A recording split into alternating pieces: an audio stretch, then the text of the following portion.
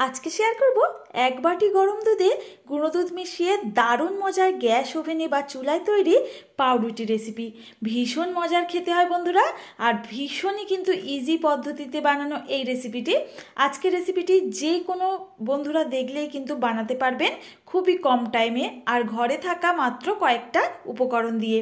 আর খেতে হবে ভীষণই স্পঞ্জি আর জালিদার, আর মনে হবে একেবারে নরম স্পঞ্জি তুলোর মতো।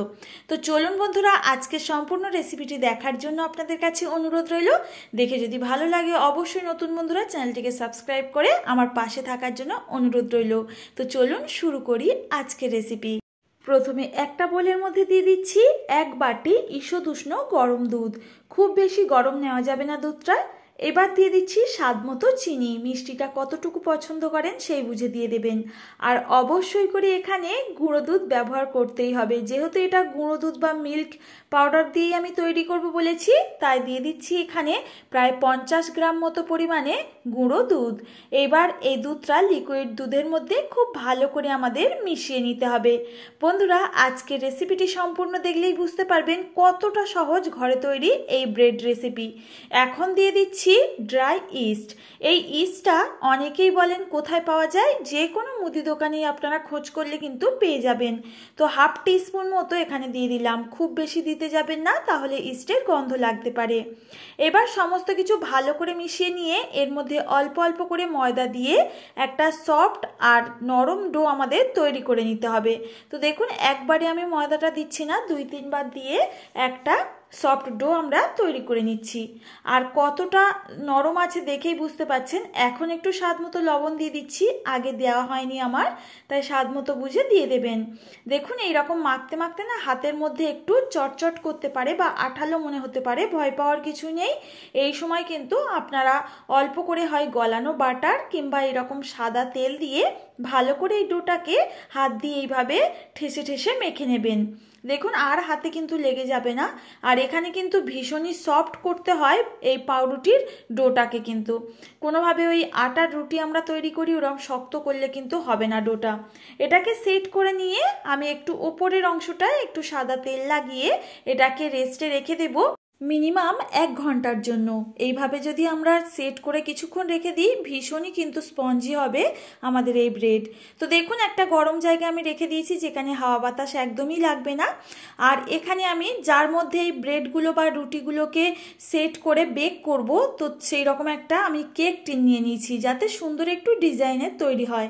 যে কোনো ডিজাইনের পাত্র কিংবা নর্মাল পাত্রেও আপনারা করতে পারবেন, সেই পাত্রের মাপেই কিন্তু আপনাদের এই পাউরুটি তৈরি হবে। তো দেখুন, এটাকে তেল মাখিয়ে রেখে দিলাম।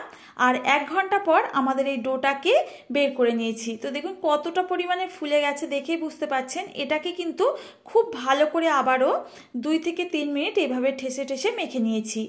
এখন এই ডোটাকে হাত দিয়ে এইভাবে করে সেট করে নিচ্ছি আমাদের রুটিগুলো তৈরি করার জন্য। এখানে কোনোভাবে বেলাবেলির ঝামেলা নেই। তো দেখুন, এবার একটা এরকম বেলুন চাকির ওপরে দিয়ে দিলাম, দিয়ে হাত দিয়ে একটু ভালো করে পাতিয়ে পাতিয়ে সেট করে নিচ্ছি। আর এই সেট করে নিলেই কিন্তু খুব সুন্দর একটা ডিজাইন কিভাবে তৈরি করা যায় দেখিয়ে দিচ্ছি। একটা ছুরি নিয়ে নিয়েছি, আর এখানে এই ছুরি দিয়েই এই গোল শেপটাকে টুকরো টুকরো করে এইভাবে ধরে কেটে নেব। আর যেভাবে কাটবেন সেইভাবেই তৈরি হবে আপনাদের এই ব্রেডের পিসগুলো। একসঙ্গে কিন্তু আপনারা 10 থেকে 12টা ব্রেড কিন্তু এইভাবে তৈরি করতে পারেন। তো দেখুন, এইভাবে আমি সেট করে নিয়েছি, আর কত সুন্দর দেখতে হয়েছে এই টুকরোগুলো দেখেই বোঝা যাচ্ছে। আর একটা কথা বলে রাখি বন্ধুরা, আপনারা কিন্তু এই ব্রেডের টুকরোগুলো করার সময় হাত দিয়ে ছিঁড়তে যাবেন না, এতে কিন্তু ব্রেডগুলো একদমই ভালো হবে না। তো দেখুন, এগুলোকে টুকরো করে নেওয়ার পর একটু হাত দিয়ে সেট করে নিয়ে আগের থেকে তেল মাখানো পাত্রের মধ্যে এক এক করে বসিয়ে দেব। যেভাবে আপনারা সাজাতে চান সেইভাবে সাজিয়ে দিতে পারেন। তো এটাকে সেট করে নিয়ে কিন্তু এইভাবে বেক করলে হবে না পাউরুটিগুলো, এইভাবে আমরা কিছুক্ষণ গরম জায়গায় রেখে দেব। মানে 1 ঘন্টা তো রাখতেই হবে, যাতে আমাদের এই ব্রেডগুলোর পিসগুলো ফুলে ওঠে। তো দেখুন, 1 ঘন্টা পর আমি নিয়ে চলে আসলাম। কতটা পরিমাণে এই পাত্রটার মধ্যে ফুলে ভরে গেছে দেখতে পাচ্ছেন। একেবারে সুন্দর একটা ডিজাইন কিন্তু আপনা আপনি তৈরি হয়ে গেছে। এবার আমরা এখানে নিয়ে নিয়েছি একেবারে ঠান্ডা দুধ, মানে জাল করে নেওয়াই দুধ নিয়েছি। আর এর মধ্যে অ্যাড করে দিচ্ছি হাফ চামচ মতো কর্নফ্লাওয়ার। এই কর্নফ্লাওয়ারের মধ্যে একটু ঠান্ডা দুধ দিয়ে গুলে যদি আমরা এই ব্রেড বা বিস্কিটের তৈরির সময় একটুখানি ব্রাশের সাহায্যে এইভাবে লাগিয়ে দিই, এত সুন্দর কালার আসে, দেখলেই আপনারা বুঝতে পারবেন। রুটিটা বেক হওয়ার পর খুব সুন্দর দেখতে হয়। তো খুব ভালো করে দেখুন এগুলো লাগিয়ে দিলাম। তারপরে আমি দিয়ে দিচ্ছি এখানে একটু সাদা তিল, এটা দেখতে ভালো হওয়ার জন্য, কিংবা খেতেও কিন্তু ভালো হয়, ভীষণ ক্রিস্পি আর সুন্দর একটা ফ্লেভার হয় যখন আমাদের রুটিটা বেক হয়ে যায়। এখন পুরোপুরি রেডি আমাদের এই পাত্রটা। আগের থেকে একটা পাত্রকে আমি প্রিহিট করার জন্য গ্যাস ওভেনে বসিয়ে রেখেছিলাম স্ট্যান্ড দিয়ে। এটাকে ঢাকনা খুলে খুব সাবধানে এর মধ্যে বসিয়ে দিলাম। এটাকে বন্ধুরা আমরা 12 থেকে 13 মিনিটের জন্য গ্যাসের ফ্লেমটা লো টু মিডিয়ামে রেখে বেক করব। তো 12 থেকে 13 মিনিট পর দেখুন ঢাকনাটা খুলে দিয়েছি, আর ওপরের কালারটা দেখেই বুঝতে পাচ্ছেন পুরোপুরি আমাদের ব্রেড কিন্তু রেডি হয়ে গেছে। এখন আর বসিয়ে রাখবো না, এটাকে ঝটপট করে নামিয়ে ফেলতে হবে। তো বন্ধুরা আজকের রেসিপি কত সুন্দর কালার হয়েছে দেখেই কিন্তু বোঝা যাচ্ছে। হোমমেড কিন্তু আপনারা এইভাবে ব্রেডগুলো বাড়িতেই তৈরি করে নিতে পারেন যে কোনো পাত্রের মধ্যেই। এখন এটা ঠান্ডা হয়ে গেছে, আমি এভাবে হাত দিয়ে একটু করে সাইডগুলোকে ছাড়িয়ে দিচ্ছি। যেহেতু আমরা কর্নফ্লাওয়ার দিয়ে আর দুধ দিয়ে আগের থেকে সাইডগুলোকে একটু সিল করে দিয়েছিলাম, তো এটাকে ছাড়িয়ে নেওয়ার পর একটা প্লেটে নামিয়ে নিলাম। আর কতটা স্পঞ্জি আর জালিদার হয়েছে এখন দেখিয়ে দিচ্ছি। আপনারা যে কেউ কিন্তু এই রেসিপি দেখে বাড়িতেই বানিয়ে নিতে পারেন এখন থেকে যে কোনো ব্রেড। তো দেখুন এটা আমি এখন একটু ছিঁড়ে দেখিয়ে দিই ভেতরটা কতটা জালিদার আর স্পঞ্জি হয়েছে। ছেঁড়ার পর ব্রেডটা দেখে মনে হচ্ছে না পুরোপুরি সাদা তুলোর মতো, আর খেতে কিন্তু বন্ধুরা দুর্দান্ত হয়। বাড়িতে অবশ্যই একবার বানিয়ে দেখবেন আর আমাকে কমেন্ট করে জানাতে কিন্তু একদমই ভুলবেন না।